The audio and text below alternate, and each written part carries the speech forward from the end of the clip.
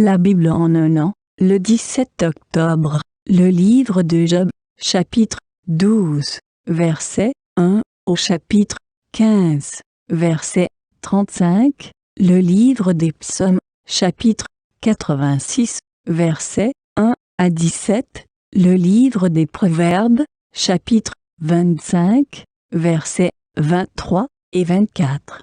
La première épître de Paul à Timothée, chapitre 4, versets 1 à 16. Job, chapitre 12. Job prit la parole et dit : On dirait, en vérité, que le genre humain c'est vous, et qu'avec vous doit mourir la sagesse. J'ai tout aussi bien que vous de l'intelligence, moi, je ne vous suis point inférieur. Et qui ne sait les choses que vous dites ? Je suis pour mes amis un objet de raillerie, quand j'implore le secours de Dieu. Le juste, l'innocent, un objet de raillerie. Au malheur le mépris, c'est la devise des heureux.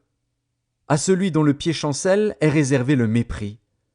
Il y a paix sous la tente des pillards, sécurité pour ceux qui offensent Dieu, pour quiconque se fait un Dieu de sa force. Interroge les bêtes, elles t'instruiront. Les oiseaux du ciel, ils te l'apprendront. Parle à la terre, elle t'instruira, et les poissons de la mer te le raconteront.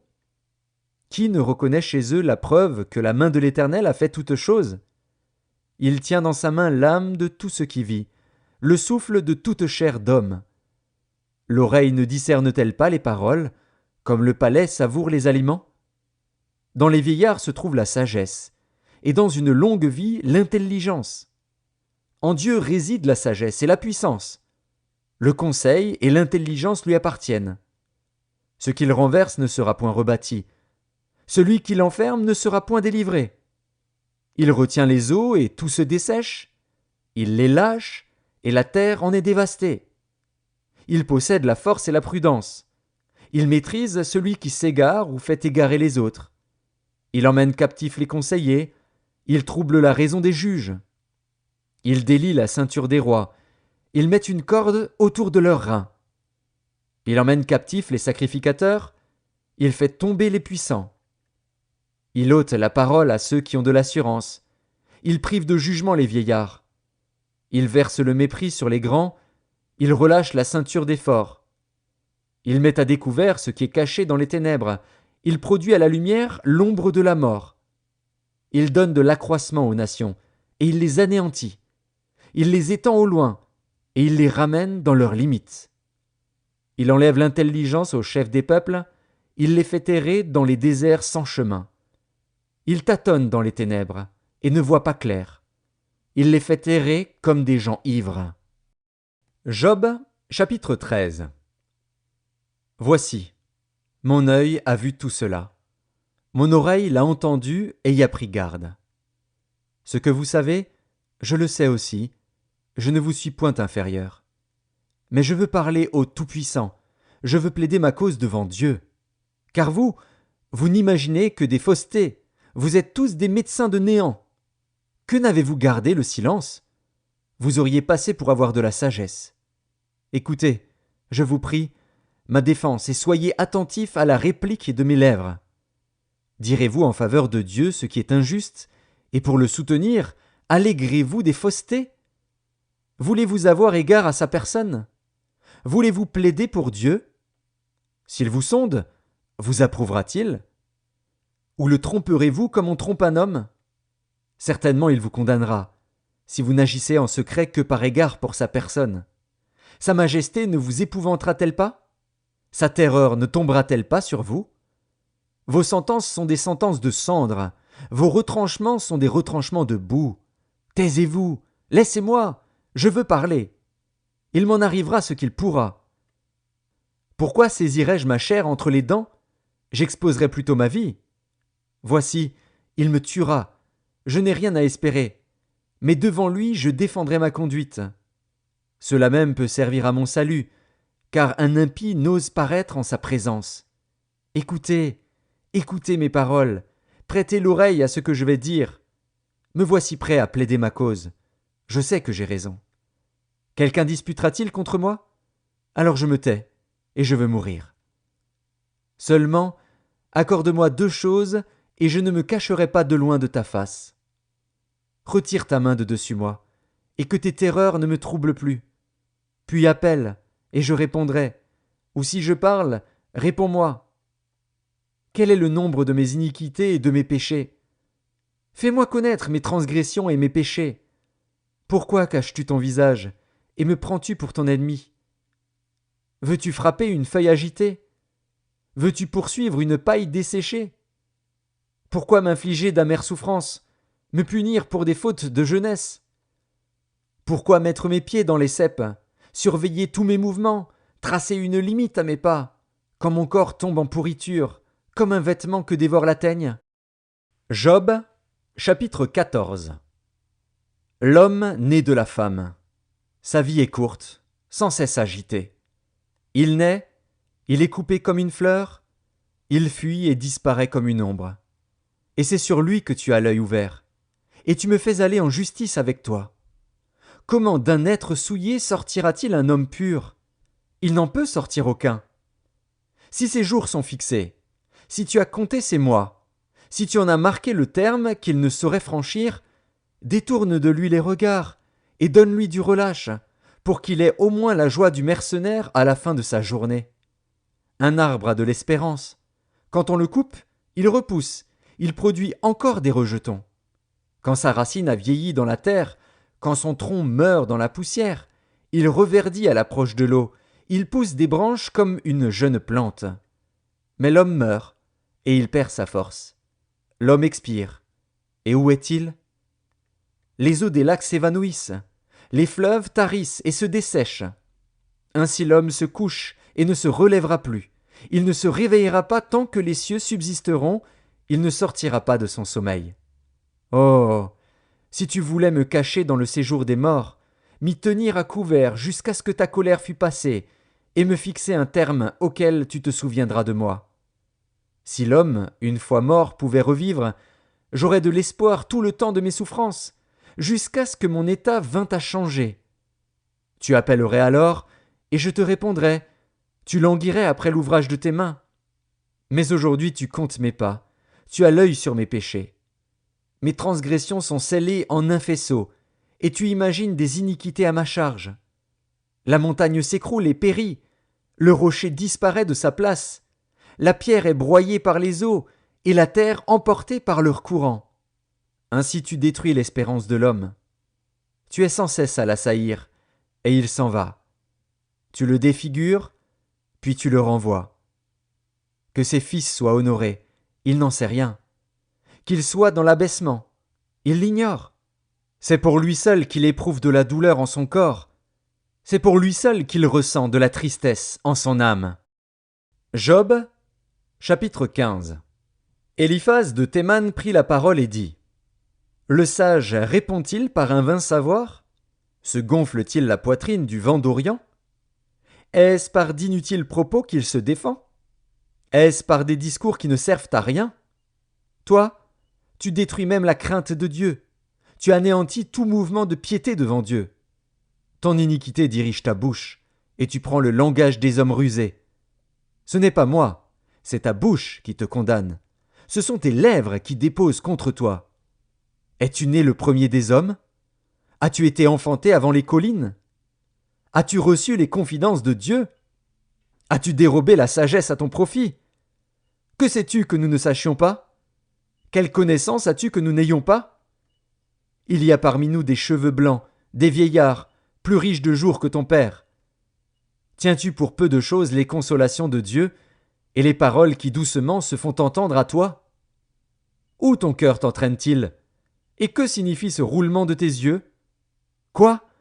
C'est contre Dieu que tu tournes ta colère et que ta bouche exhale de pareils discours. Qu'est-ce que l'homme pour qu'il soit pur? Celui qui est né de la femme peut-il être juste? Si Dieu n'a pas confiance en ses saints, si les cieux ne sont pas purs devant lui, combien moins l'être abominable et pervers, l'homme qui boit l'iniquité comme l'eau? Je vais te parler, écoute-moi. Je raconterai ce que j'ai vu, ce que les sages ont fait connaître, ce qu'ils ont révélé, l'ayant appris de leur père. À eux seuls appartenait le pays, et parmi eux nul étranger n'était encore venu. Le méchant passe dans l'angoisse tous les jours de sa vie, toutes les années qui sont le partage de l'impie. La voix de la terreur retentit à ses oreilles. Au sein de la paix, le dévastateur va fondre sur lui. Il n'espère pas échapper aux ténèbres, il voit l'épée qui le menace. Il court çà et là pour chercher du pain, il sait que le jour des ténèbres l'attend. La détresse et l'angoisse l'épouvantent, elles l'assaillent comme un roi prêt à combattre. Car il a levé la main contre Dieu, il a bravé le Tout-Puissant. Il a eu l'audace de courir à lui sous le dos épais de ses boucliers. Il avait le visage couvert de graisse, les flancs chargés d'embonpoint. Et il habite des villes détruites, des maisons abandonnées, sur le point de tomber en ruine. Il ne s'enrichira plus, sa fortune ne se relèvera pas, sa prospérité ne s'étendra plus sur la terre. Il ne pourra se dérober aux ténèbres, la flamme consumera ses rejetons, et Dieu le fera périr par le souffle de sa bouche. S'il a confiance dans le mal, il se trompe, car le mal sera sa récompense. Elle arrivera avant le terme de ses jours, et son rameau ne verdira plus. Il sera comme une vigne dépouillée de ses fruits encore verts, comme un olivier dont on a fait tomber les fleurs. La maison de l'impie deviendra stérile, et le feu dévorera la tente de l'homme corrompu. Il conçoit le mal, et il enfante le mal. Il mûrit dans son sein des fruits qui le trompent. Psaume 86, prière de David. Éternel, prête l'oreille, exauce-moi, car je suis malheureux et indigent. Garde mon âme, car je suis pieux. Mon Dieu, sauve ton serviteur qui se confie en toi, aie pitié de moi, Seigneur, car je crie à toi tout le jour. Réjouis l'âme de ton serviteur, car à toi, Seigneur, j'élève mon âme, car tu es bon, Seigneur, tu pardonnes, tu es plein d'amour pour tous ceux qui t'invoquent. Éternel, prête l'oreille à ma prière, sois attentif à la voix de mes supplications. Je t'invoque au jour de ma détresse, car tu m'exauces. Nul n'est comme toi parmi les dieux, Seigneur, et rien ne ressemble à tes œuvres.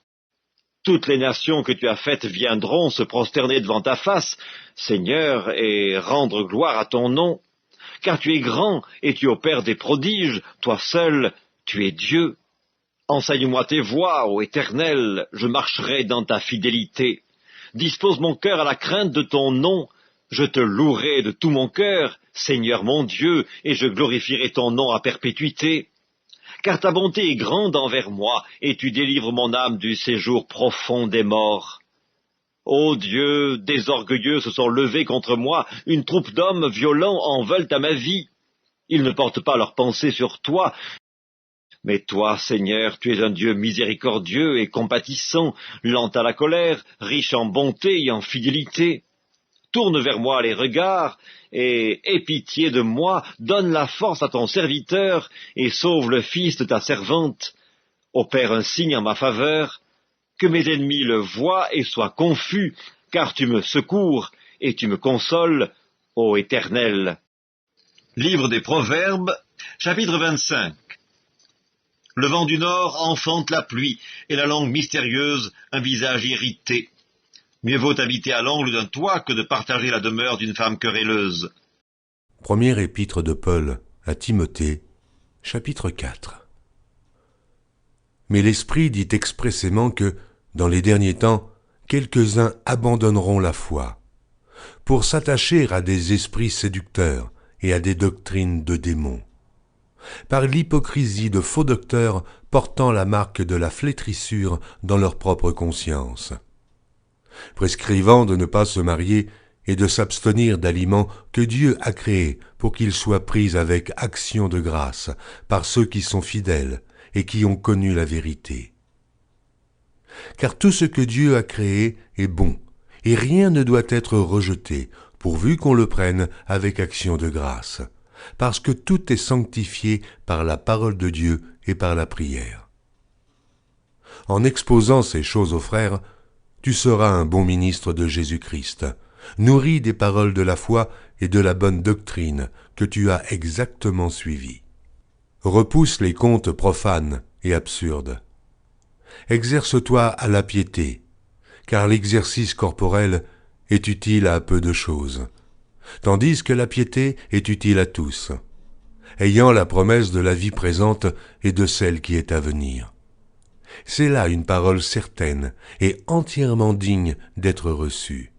Nous travaillons en effet et nous combattons, parce que nous mettons notre espérance dans le Dieu vivant, qui est le sauveur de tous les hommes, principalement des croyants. Déclare ces choses et enseigne-les. Que personne ne méprise ta jeunesse, mais sois un modèle pour les fidèles, en parole, en conduite, en charité, en foi, en pureté. Jusqu'à ce que je vienne, applique-toi à la lecture, à l'exhortation, à l'enseignement. Ne néglige pas le don qui est en toi, et qui t'a été donné par prophétie avec l'imposition des mains de l'assemblée des anciens. Occupe-toi de ces choses. Donne-toi tout entier à elles, afin que tes progrès soient évidents pour tous. Veille sur toi-même et sur ton enseignement. Persévère dans ces choses, car, en agissant ainsi, tu te sauveras toi-même, et tu sauveras ceux qui t'écoutent.